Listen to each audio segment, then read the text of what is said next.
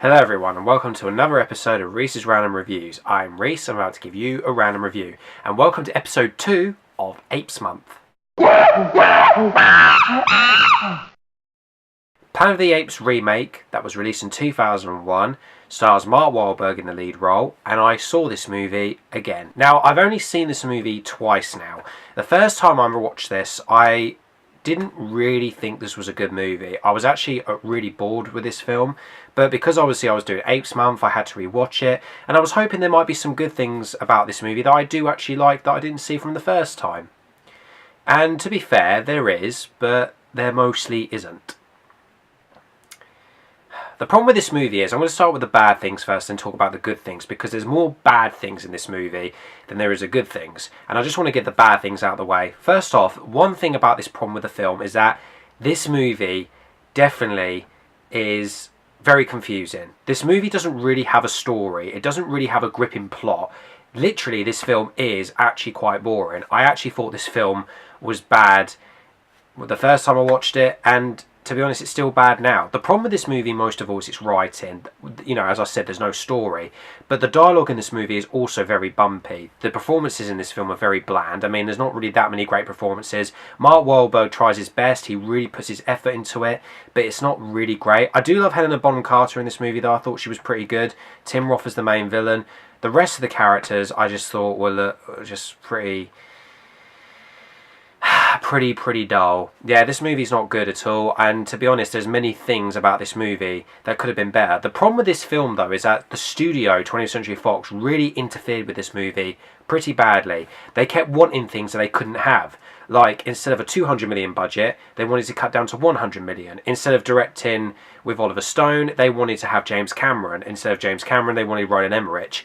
And then when Tim Burton came along, you know, he was excited to actually direct a new Planet of the Apes film. But then as soon as he started directing, the 20th Century Fox still continued to control this movie because they really wanted to make a new Apes remake.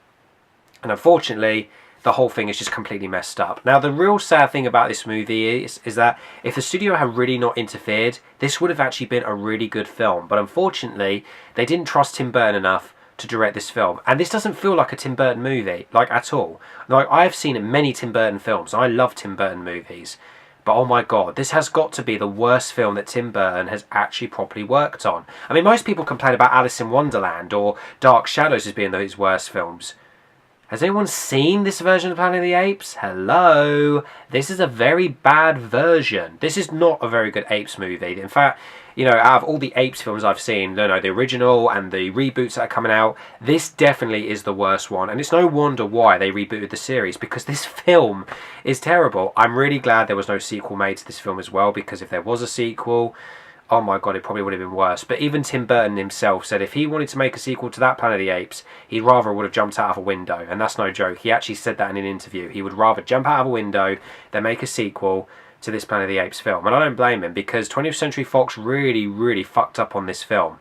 It's a bad movie. Like, there are some good things. Like, as I said, the cinematography is good. Helena Bonham Carter's performance is great.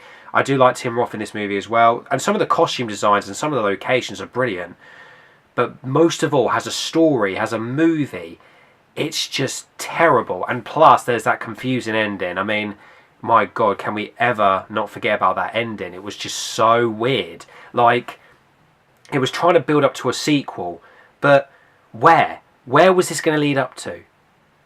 Seriously. This movie is bad in so many ways. I mean, I know I keep saying it, but honestly, I was watching it the other day because I had to do Apes Month. And I was just sitting here thinking, what is wrong with this movie? Why couldn't they just make a really good Planet of the Apes movie? It would have been so easy.